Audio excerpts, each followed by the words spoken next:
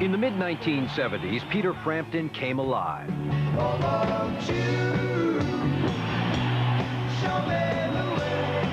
His blockbuster double album spun on nearly every turntable in America. It just went through the roof. Overnight, my life changed. Frampton's photogenic good looks and soaring guitar licks rocketed him to the outer reaches of megastardom. Peter was the biggest act in the world. They were reinventing the rules of how big was. It was the year of Frampton. It was 1976. Frampton's popularity was unparalleled, but his sexy, shirtless image suffered a critical case of overexposure. We were saying yes, yes, yes, yes, yes to everything. Then at the height of his fame, he said yes to a movie. It was a bomb that rocked the record industry and devastated Peter's career. He became like a horrible joke. He became a lunchbox. In a few years, Peter went from superstar to sideman. And he lost every dollar he ever made. I was on the breadline. It had dwindled to less than nothing. I owed money. But Frampton fought his way back. No matter how many times he gets knocked down, he gets back up again.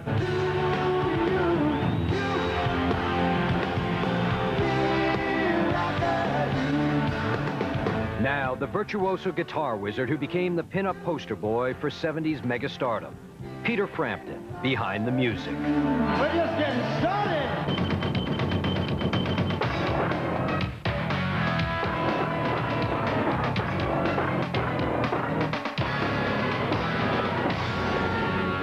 Ladies and gentlemen, please join me in welcoming Peter Frampton!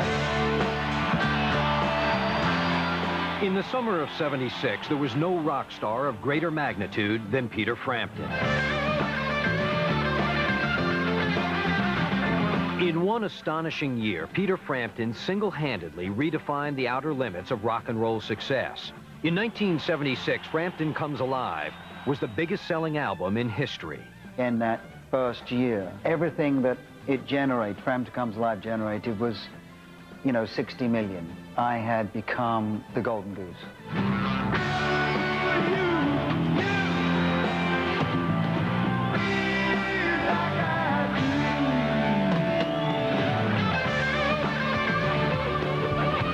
Today, a quarter century after his meteoric rise to fame, Peter Frampton is once again playing to sold-out crowds.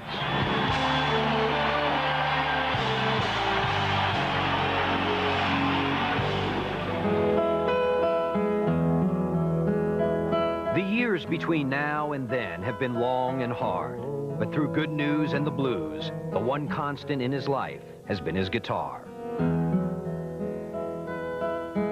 Peter Frampton is, first and foremost, a guitar player, and long before all the madness of megastardom, playing guitar was all that mattered.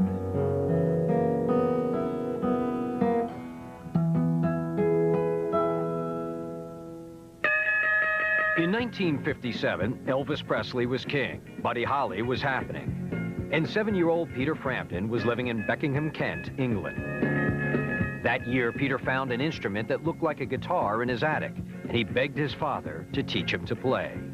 I gave him a few chords, just ordinary guitar chords, that he could play on a 4-stringed instrument.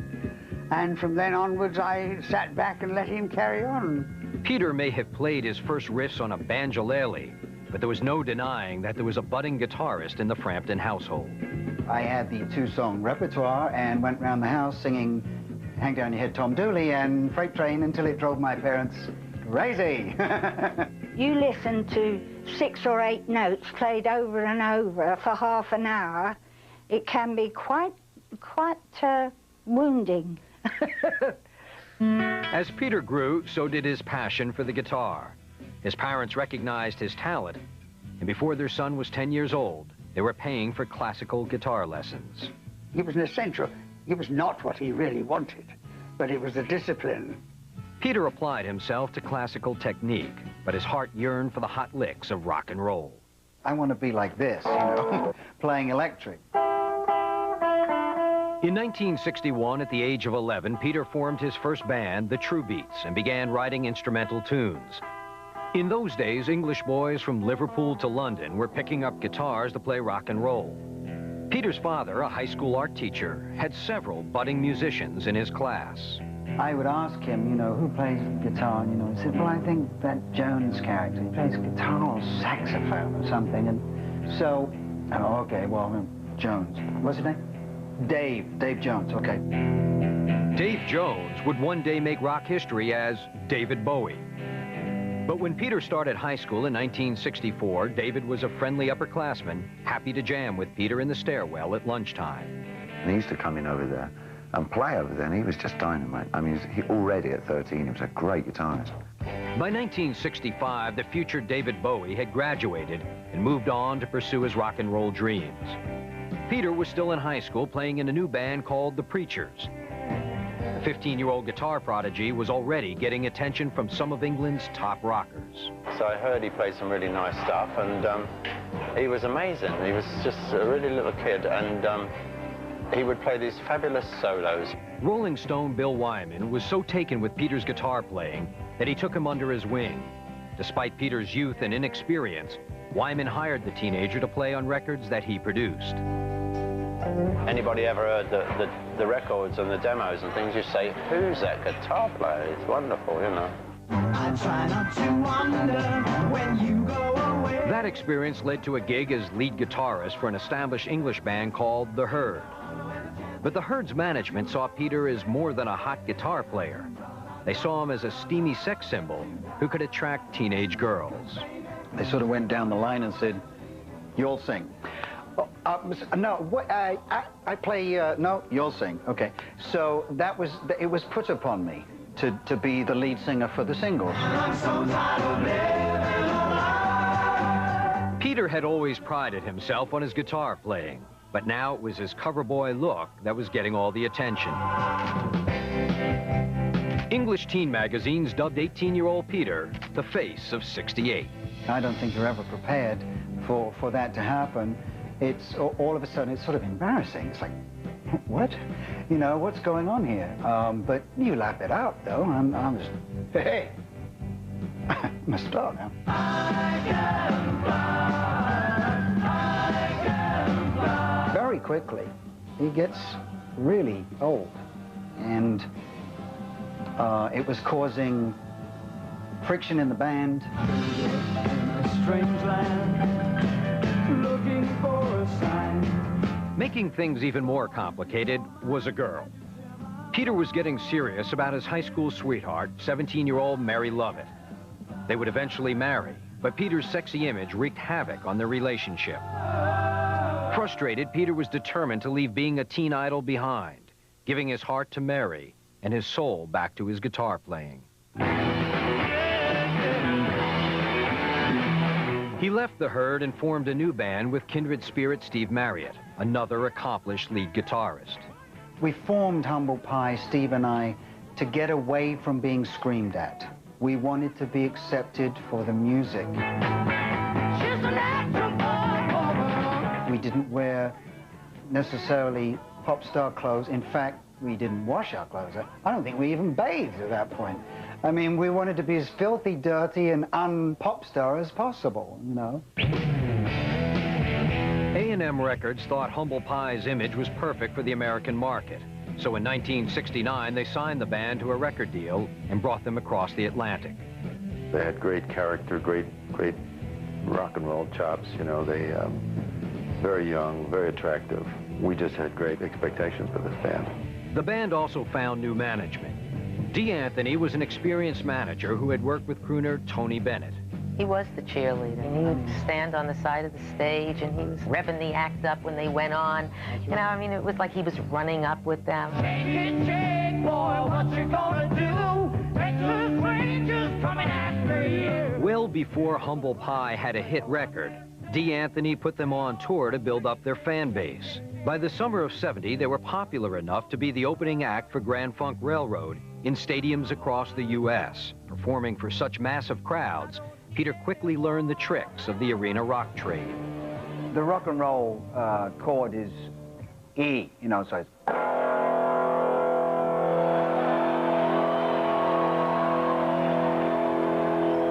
You know, and it just like reverberated around the room, you know, and I'm going, wow.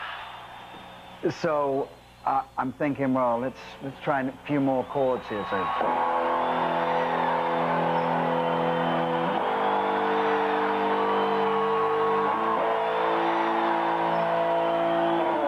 And then I just sort of put them all together a little faster. And Jerry went on drums. 1, 2, 3.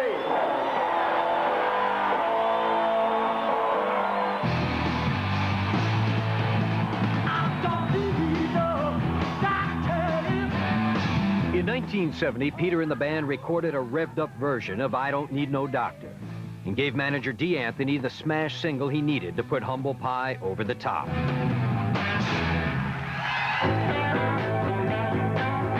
Coming up, Peter takes a hike from Humble Pie. The whole thing happening with Humble Pie became so difficult that I think for his own salvation he had to leave. And later, Frampton comes alive. The look that he had on his face was a guy, you know, in space, just being rocketed through an incredible event. Frampton and his Humble Pie bandmate Steve Marriott were set to release their live recording, Rockin' the Fillmore, in early 1971. And manager D. Anthony handpicked the single to spearhead the album.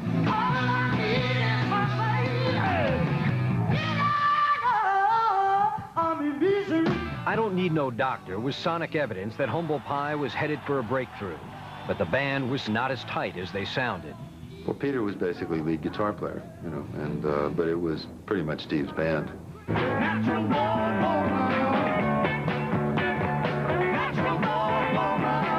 Marriott's hard-rocking musical vision clashed with Peter's more melodic bent. It was getting to the point where the numbers that I was writing were not really fitting. They were more ballads, acoustic stuff. I don't need anyone.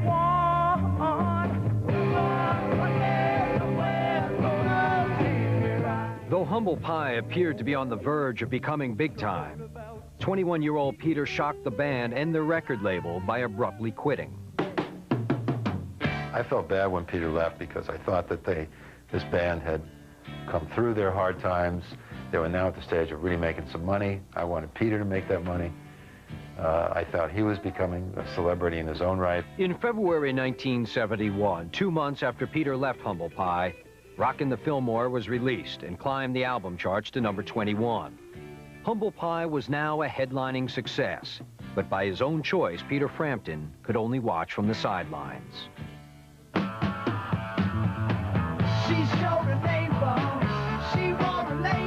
Though Peter had walked out on a hit, A&M Records co-founder Jerry Moss saw something in Frampton that he liked. Moss gambled and kept the talented and idealistic young guitarist on his label. Manager D. Anthony stuck with him as well. Peter released a string of solo albums. None of them made a dent in the record charts, but Peter persevered. I wasn't very disappointed that there wasn't immediate success as a solo artist. I was still living on the money that I had made from Humble Pie. While Peter poured his creative energy and his savings into making it as a solo artist, his personal life was in a state of upheaval. The strain of constant touring had taken its toll on his marriage. In '73, Peter and Mary separated and would eventually divorce, opening the door for a passionate affair with Penny McCall. Penny was the ultimate rock chick. She did love the rock and roll lifestyle. I mean, she flew from city to city. She was the ultimate looking babe on stage. Penny was the manifestation of every girl and every guy that loved Peter. And she was there right by his side. And Penny was as rock as Peter.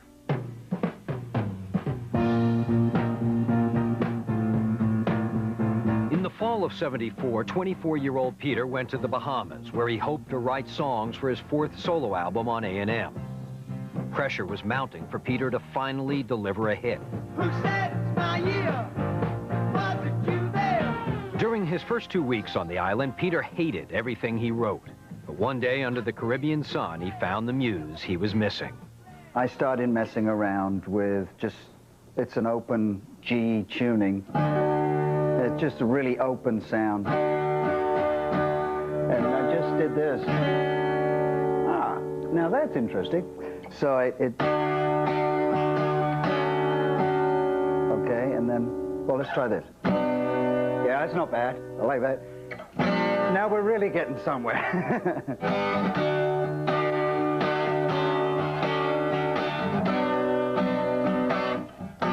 Anyway, that probably took about 20 minutes. I want you, show me the way. By lunchtime, the song was finished, and Peter started toying with the opening chords of another new tune.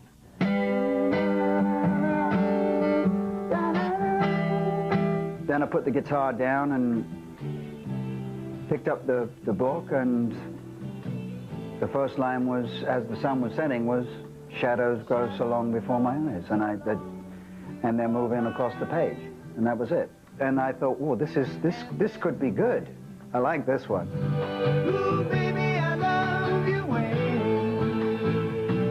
Inspired by his love for Penny, Peter had written in a single day what would become two of the biggest hit songs in recording history. When the adrenaline's going, it's like you don't want to stop, you know, because, you know, maybe there's more. Later that year, Show Me the Way and Baby I Love Your Way were both released on Peter's fourth solo album. But while Frampton sold much better than its predecessors, it was hardly a smash. Dejected, Peter was running out of hope and savings. It was, all right, well, look, if that doesn't work, you know, this solo thing, I know I can be a session guy, and yeah, it'll be fun.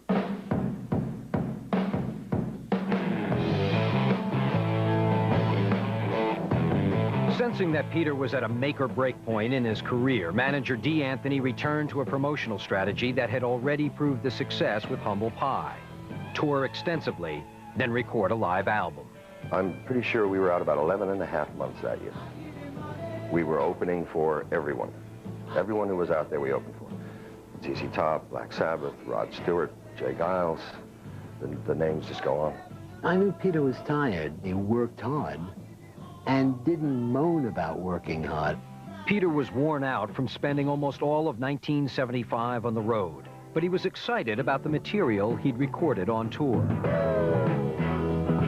We planned to record just a single live album because we thought we don't want to Jerry for too much here. Well, I went to hear the record, and I loved it. And at the end of it, I said, and, you know, where's the other part, you know? And they said, did you want a 2-record set? I said, yeah.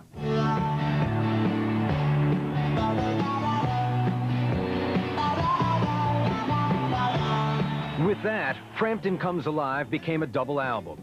In the waning months of '75, as the album was readied for release, Cameron Crowe was hired to write the liner notes. The Academy Award winner was then a mere teenager writing for Rolling Stone. They put the tapes on, and I started to listen to this thing, and song after song was great, with this incredible sense of excitement. And there was something about the album that said, come on inside, come with us. Crashes to earth. You can't get blood from a stone. I needed to recharge, you know, at that point.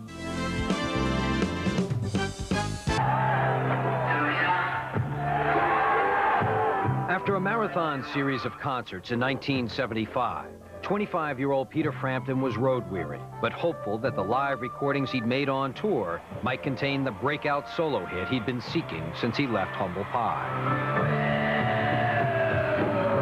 Released in January of '76, Frampton Comes Alive topped the album charts for nearly 5 months, selling as many as 1 million copies a week and launching 3 top 20 hits.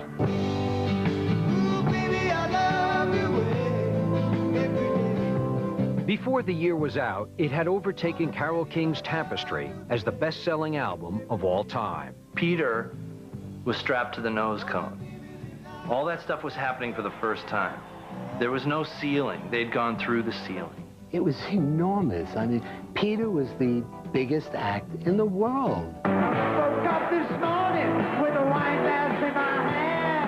When Frampton hit the road in the summer of '76, concert promoters couldn't print enough tickets to satisfy fans. I wonder how you're feeling. In my ear. You start to recognize it with the audiences when they start singing the songs. You know, they know the words better than you do. The air guitar players out there were playing the chords, and they were playing them right. It's really scary. I remember leaving Anaheim Stadium once. This was sort of his Elvis exit. And he looked back at that stadium, and I looked at him looking back at that stadium, and I had that feeling at the time, like I am watching this man's absolute pinnacle.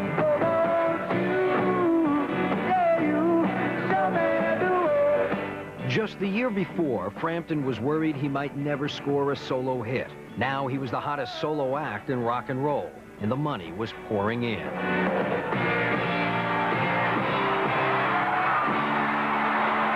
The first check I got from A&M was a few dollars shy of $1 million. It's my check. You know, it's like weird to see it. Peter's manager, D. Anthony, hired lawyers and financial advisors to handle his business affairs. I was looking for guidance in that area because I was not business savvy whatsoever. Didn't want to be. I mean, wrongly so. But I had too much to do with the music. Frampton stayed focused on the music while D. Anthony kicked the star-making machine into high gear. Show me a manager that says, don't go out on the road. You're the biggest star in the world. Chill out for a while. No, the necessary role that Dee had to play is go out and play. And Peter could have always said no. It's so very difficult to say no. And there's all these people that are coming to you, magazines, in TV shows, whatever. And we were saying yes, yes, yes, yes, yes to everything. Perhaps Peter should have said no to a photographer at a Rolling Stone magazine photo session in April of '76. He said, Peter, please take this shot off. Just for me, one shot, you know. Peter is such a good guy that if somebody was to come to him and say, hey man, my editor needs you to look like this and take your shirt off, Peter isn't going to think about what it's going to look like 20 years from now. I think he would be in the moment and say, I'll take my shirt off. When the magazine hit the newsstands, it was the sexy shirtless shot that graced the cover. The Rolling Stone portrait returned Peter to the pinup boy role he'd played as a teenager in The Herd.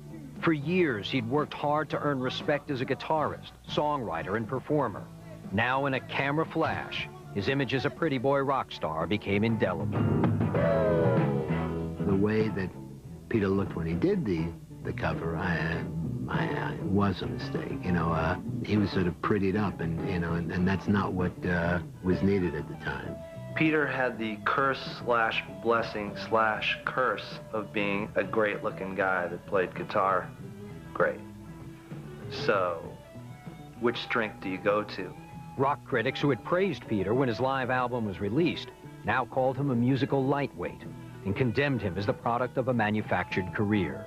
This guy became like a horrible joke. He became a lunchbox. He became a really cheesy poster that after a year you're embarrassed to have on your wall. While Peter was being stoned in the press, his personal life was headed for the rocks. His live-in girlfriend, Penny McCall, was enjoying the rock and roll high life Peter could now afford. According to sources close to the couple, Penny threw wild parties with Peter's money and without Peter. There was drugs, there were parties. She was throwing them. She was the queen of Frampton. There would be booze and drugs and everything else. And, you know, of course, you felt terrible. Considering that Peter's on the road working, Penny is abusing that. Lines on my head from that one thing she said. By January of '77, just 1 year after Frampton came alive, Peter was exhausted, depleted, and in need of a break. But after the unparalleled success of his last album, record stores had already pre-ordered 3 million copies of a follow-up album Peter hadn't even written yet. A&M wanted him to go back in the studio. You can't get blood from a stone. I needed to recharge, you know, at that point. Instead of recharging, Peter recorded a new album. Released in the summer of '78, the title single from I'm In You shot straight to #2. I don't care where I go when I'm with you. Critics panned the album as overproduced, and the Pretty Boy album cover further reinforced the perception that Peter was all style and no substance. I'm in you. I'm In You, I think, was hit hard by the critics. And I think that it was hit hard for the reason of the live album, for the reason of the pretty boy look. The critics had it with that kind of thing. I think, in retrospect, probably could have taken a little more time, figured it out a little more, worked on that cover a little differently. Because all of a sudden you had a different Peter Frampton on that cover. 'Cause you gave me the love that I never had. After moving 8 million copies of Frampton Comes Alive, selling 3 million copies of I'm In You was a disappointment. Triple platinum wasn't enough for megastar Peter Frampton. Will you?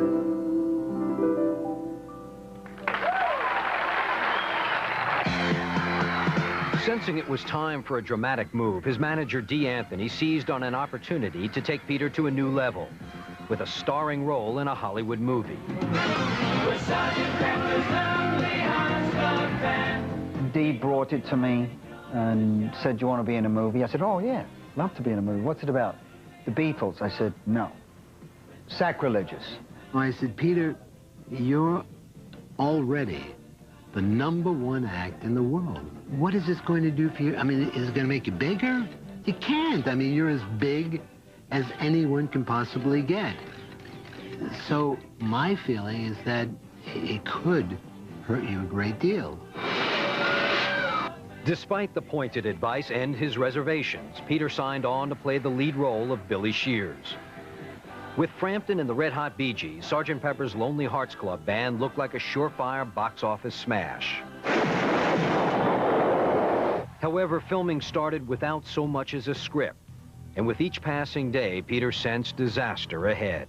It just sort of felt like a Monkees episode. Because there was no script, it's like, okay, in this scene, look amazed. To me, that's what it felt like. It was a joke. When shooting on the film wrapped, Peter headed to the Bahamas for a much-needed vacation. There, he planned to meet up with his girlfriend, Penny. But when he arrived, he found heartbreak waiting. Unfortunately, what she liked to do was things behind my back with other guys. And everyone knew except me. I guess I sort of knew, but didn't want to believe it. That was obviously when I went to Nassau and found out for sure. Reeling from the betrayal, Peter hopped in his car. I'd been up too long, and I'd had a couple of drinks, and, you know, it was just one of those things. As he twisted along the island road, the last 18 months of highlights and heartache weighed heavily on him. It was just, there was so much on my mind that my mind just shut down. I just fell asleep at the wheel, hit the wall, woke up as the car was just being knocked across the road, and I saw a tree coming towards me, and that's when I blacked out.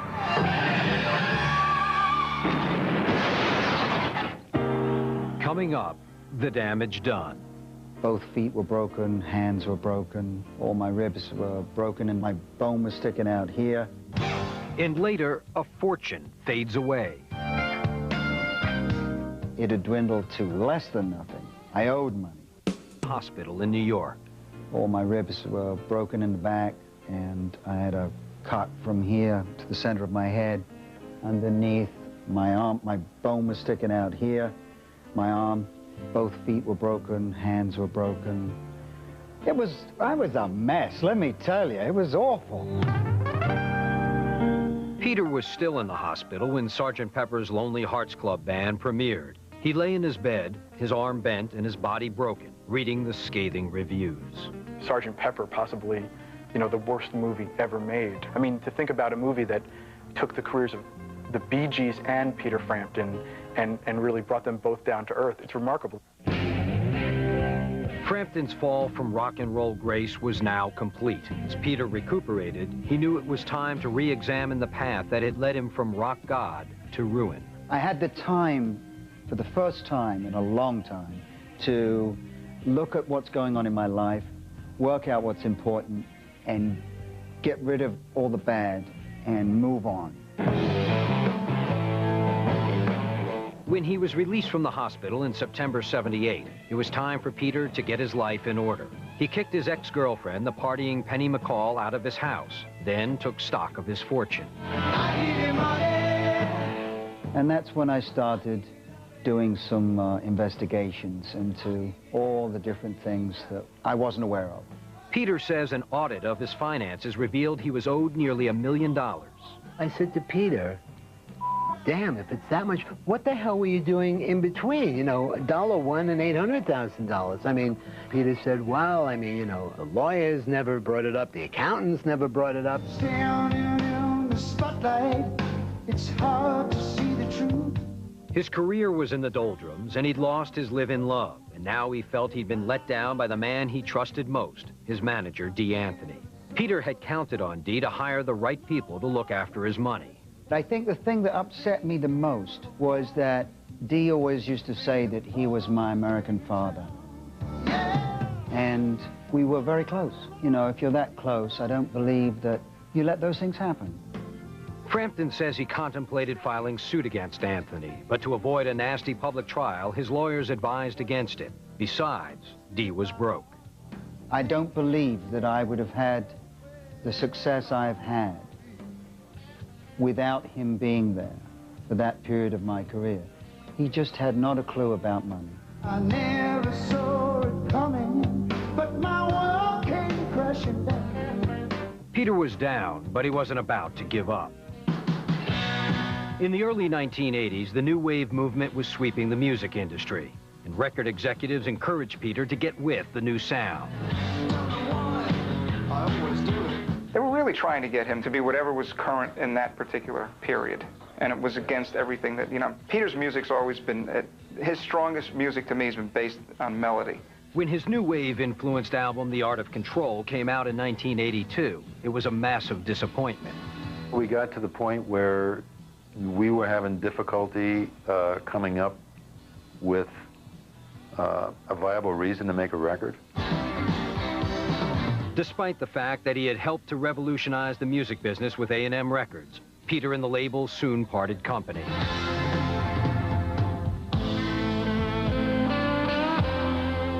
After Art of Control flopped, 32-year-old Peter dropped out of sight. Though he may not have retreated by choice, the time off gave him the chance to concentrate on a new love, Barbara Gold. She was there when I was drinking too much, and she was very supportive of me. Really sort of picking up the pieces. Peter and Barbara married in 1983, and their daughter Jade was born later that year. Peter says fatherhood changed his outlook on life. Having children helped make the decision that you can't stay up all night again and then be raring to go at 6 in the morning when the baby wakes up. So that's when my life really started to change drastically, I think. To build a nest egg for his growing family, Peter invested the bulk of his fortune in the stock market. But on October 19th, 1987, the market crashed.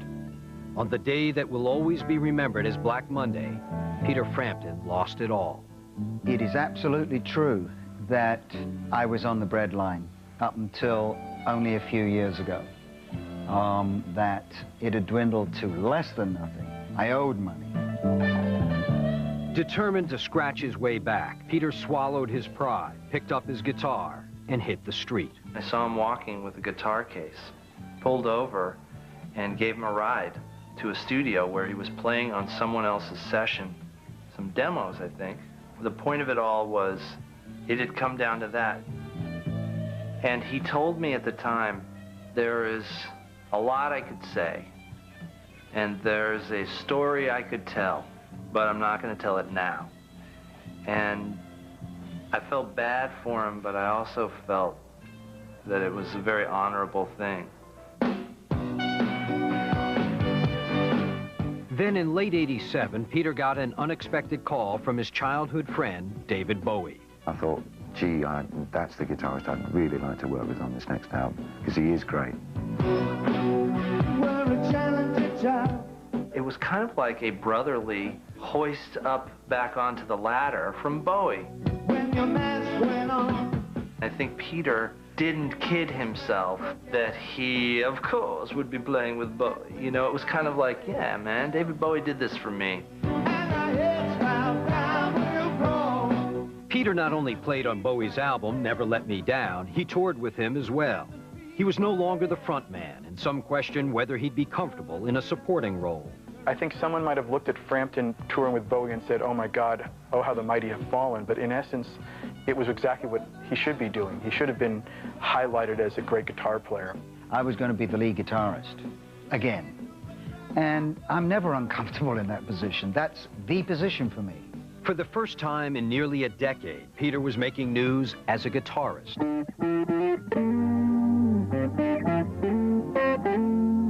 When the tour was over, Peter tried several times to jumpstart his solo career. But by 1990, his re-entry into the rock and roll life had cost him his second marriage. When Barbara left, she took their 2 children with her. Things change, you know, people change, and unfortunately it got to the point where we just needed to move on. In '92, 42-year-old Peter Frampton was once again back on tour. For Peter, much had changed in the years since Frampton Comes Alive made him the king of mid-'70s rock. He hadn't made a hit record in the past 13 years. His second marriage had failed, and his shaggy mane of blonde curls was gone. That hairdo that I do so well. No, the hairdo, I wish I could do that hairdo I did so well. I mean, really. But it's left, you know. Nothing I can do about it, folks. It's gone, and it will never be back. But as the '90s progressed, Peter's hair was only the most visible part of a profound personal transformation.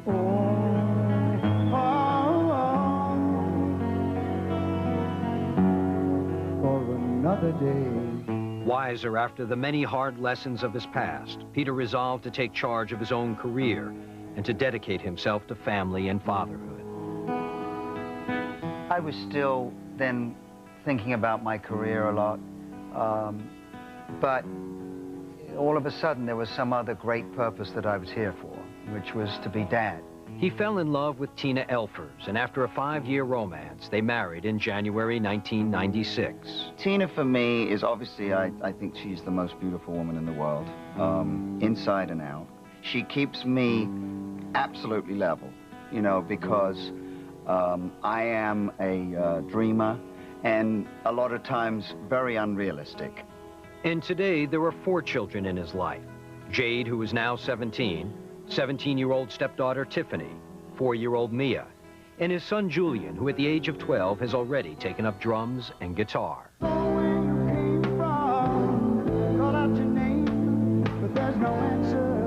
Now, professionally, Peter will only do what really appeals to him, and those appearances that fit in his busy family schedule.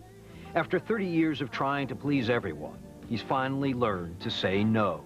I have the luxury of being able to work when I want to work, and if it means I got to go to a graduation, or if I've got to go to a school play, I don't work. And while family comes first, Peter is more serious than ever about his music. They can't take that away from me. The spring 2000 release of Peter's DVD and CD live in Detroit won critical praise. Does anybody remember laughter? He also co-wrote and recorded 2 songs for his old friend Cameron Crowe's much-anticipated film, Almost Famous. a semi-autobiographical movie about the 70s rock and roll scene. I'd like to interview you or somebody from your band. Oh, The Enemy, a rock writer. Crow cast Peter as the road manager for a rock band, his first movie role since Sgt. Pepper's. Let's face it, I'm sure he would have written more in for me if he'd have been sure of me. But, you know, he remembers the old, too. So, hopefully I shall redeem myself in this part, as brief as it is.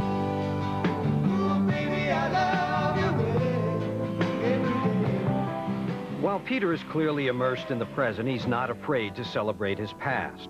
The 25th anniversary re-release of Frampton Comes Alive is set for January 2001, bringing back memories of that stratospheric summer of '76 when Peter Frampton made rock and roll history.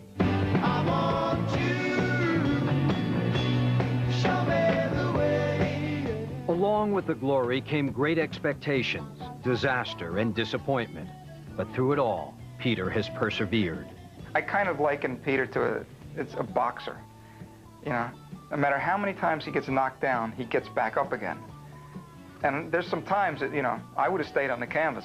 It became cool again to love Peter Frampton. The guy who disappeared for a while gets summoned back in people's memories without a lot of help. It's just kind of, they went back at a certain point, saw that record in their collections, and played it again. And the record stands up. It is damn good.